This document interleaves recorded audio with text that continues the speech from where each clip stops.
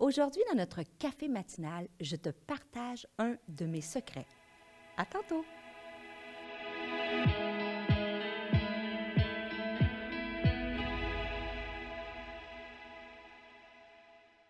Bonjour, bonjour, bienvenue dans ce café matinal. Et aujourd'hui, j'ai dit le titre de mon partage est « J'ai un secret pour toi ».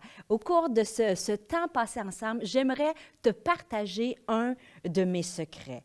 Et tout de suite, je laisse tomber le suspense et je te le dévoile. Le secret que j'ai pour toi, c'est que Dieu va te rendre inébranlable.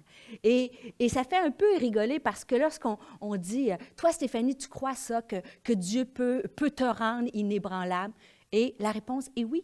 Et pourquoi je peux le dire? Et c'est sans aucune prétention. Savez-vous pourquoi? Parce qu'il faut avoir été ébranlé pour devenir inébranlable. Et ce n'est pas moi qui le dis, c'est la parole de Dieu qui dit qu'il a la capacité, Dieu a la capacité de te rendre inébranlable, peu importe la saison de ta vie que tu traverses. Et je vais commencer avec un premier passage avec toi qui se retrouve dans l'Évangile de Jean au chapitre 16 et au verset 33. Et tu vas dire, écoute bien, c'est écrit, « Il fallait que je vous dise ces choses pour que vous trouviez la paix. Vous aurez dans le monde des tribulations, vous aurez à souffrir bien des afflictions, mais courage, moi, j'ai vaincu le monde. » Alors, quand je dis que Dieu va te rendre inébranlable, ça sous-entend, et comme la parole, le texte que je viens de partager avec toi, ça sous-entend qu'il va arriver des situations où nous allons être ébranlés, des afflictions, comme la parole de Dieu nous dit. Ça peut être au niveau personnel, ça peut être, tu sais, en ce moment, la saison, la période, c'est tellement anxiogène avec toute la pandémie qu'on a traversée. C'est aussi tellement anxiogène dans les gens, on est plus à fleur de peau, on a des défis, peut-être que c'est avec tes enfants, c'est difficile pour nos jeunes aujourd'hui, peut-être, peu importe dans la sphère de ta vie, et peut-être que tu te sens ébranlé. Et j'aime cette citation-là de Charles Swindoll, un auteur très connu, un auteur de best-seller qui a écrit « La vie est 10% de ce qui t'arrive et de 90% de comment tu réagis face à ce que tu arrives. » Alors, ce qui t'arrive, pardon. Je vais la répéter. La vie est 10% de ce qui t'arrive et 90% de comment tu réagis à ce qui t'arrive. Et mon secret pour vous, je vais vous partager comment, dans une période de ma vie où j'ai été ébranlée, comment j'ai réagi. Comment j'ai réagi?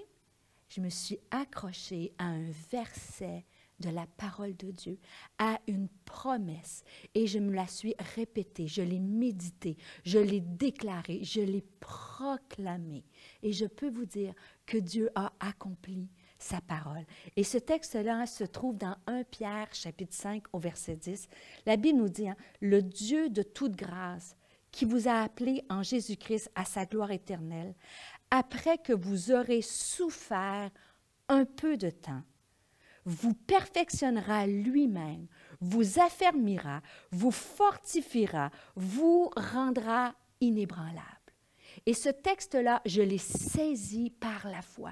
Ce n'est pas les super-héros ou les superman, les superwoman qui sont inébranlables. Au contraire, c'est des gens comme vous et comme moi, face à des défis, s'accrochent à la Bible et croient que Dieu, à travers eux, peut les rendre inébranlables, comme la parole le déclare. Et la fin du texte dit au verset 11, « À lui appartient la puissance pour toujours, amen. » Et la puissance, c'est le terme grec, c'est kratos, qui veut dire force souveraine. Ça veut dire que par la puissance de Dieu, le kratos de Dieu, la force souveraine, il est capable aujourd'hui de te perfectionner, de t'affermir, de fortifier, te rendre inébranlable. Et ce n'est pas de la pensée positive, c'est ce que la Bible déclare. Alors dis-le à ton âme, comme moi je l'ai fait et je le fais encore face aux défis de la vie. Et je vais t'étudier un peu ce texte-là. Tu sais, le mot, quand il dit « Dieu va te rendre » après qu'on ait souffert un peu de temps. Je vais faire juste une parenthèse avant de continuer. Souffert un peu de temps, malheureusement, je ne sais pas qu'est-ce que c'est un peu de temps. La Bible nous dit un jour est comme 1000 ans. Je fais des blagues, mais je dis, Seigneur, des fois, lorsqu'on traverse des choses difficiles, le temps nous semble tellement long. Mais à travers ce temps-là, Dieu est en train d'opérer quelque chose en toi. Il dit qu'il va te perfectionner. Le mot perfectionner, c'est délicieux la parole de Dieu. Ça nous dit katarstizo.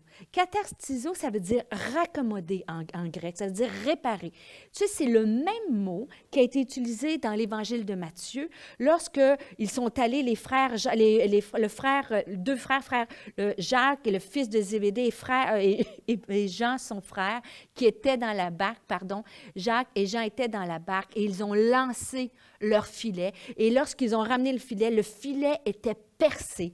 Et ça dit que quand le filet était cassé, ils ont réparé les filets. Ces pêcheurs-là ont réparé le filet. Et le terme utilisé pour réparer, raccommoder, c'est kartizo. Et c'est exactement la même image que Dieu veut te dire. Comme un filet est en pièces, en morceaux, les pêcheurs ont raccommodé le filet. Dieu va raccommoder ton âme, ton esprit, tes pensées, ton cœur, toutes tes blessures. Il est capable. Il dit qu'il va te perfectionner, te katartizo, te raccommoder ce qui est brisé dans ta vie. Chaque pièce de ta vie, chaque morceau de ta vie peut être réparé par la force, par le kratos de Dieu. La suite du texte est fascinant. Il dit, il va vous affermir. Et le terme affermir en grec qui est utilisé, c'est stérizo. Et stérizo veut dire rendre stable. Si tu te sens instable, peut-être face à une situation dans ta vie, peut-être tu te sens instable dans une situation face à ton travail, tu te sens fragile, ébranlé, la parole de Dieu te dit ce matin que le kratos de Dieu, la force souveraine de Dieu est capable de t'affermir, de te solidifier, de te fortifier. L'autre terme utilisé, il dit justement, il va nous perfectionner, nous raccommoder, il va nous affermir, nous rendre stables.